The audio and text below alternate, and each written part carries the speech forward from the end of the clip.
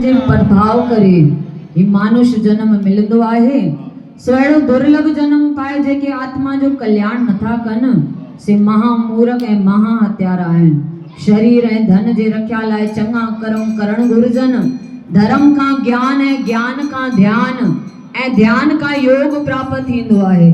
ध्यान ऐं योग करे जन्म मरण जे फाईअ खां छुटबो आहे।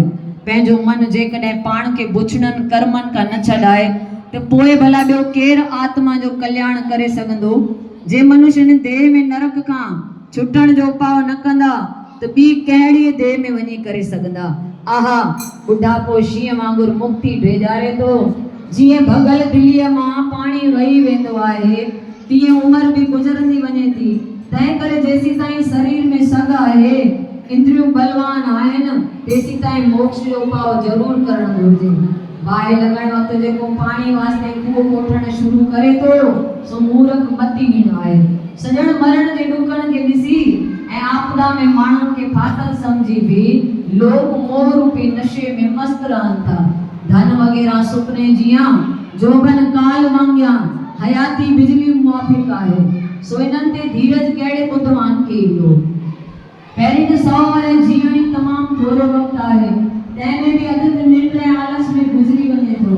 कुझु बाल अवस्था में कुझु रोग ऐं बुढ़ापे में अजाए वञे थो। मोक्ष जो उपाउ न करण वारा राति ॾींहुं माया जे मेड़नि में मशगूल रहनि था। अफ़सोस आहे त हिन नासवंत देह ते ही जीव ॿुढो थी कीअं विश्वास रखे थो।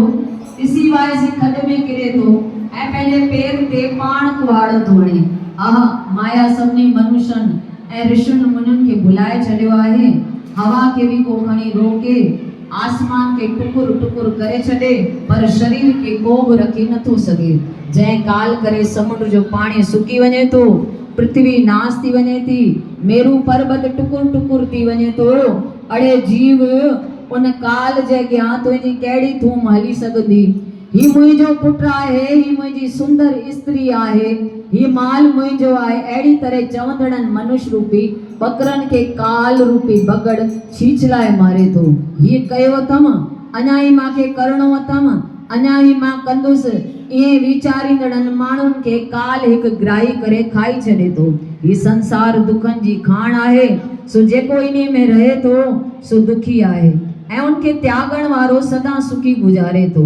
लोह जे जंजीरनि में ॿधल जीव कंहिं वक़्तु भी छुटी सघे थो पर स्त्री पुत्र ऐं धन जे जाल में जकड़ियल जीव कॾहिं बि छुटी नथो सघे।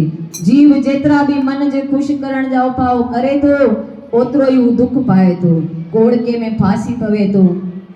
जहिड़ी तरह मच्छी अटे वग़ैरह जे लालच ते लोह जे कुंडी खे न ॾिसंदी आहे तीअं जीव बि सुख मिलण जे लालच करे यम जे दुखनि खे नथो ॾिसे। हे सौनकादिक ऋषियो खाधो निंड भाव ऐं भोग इहे सभिनी पशुनि पखियुनि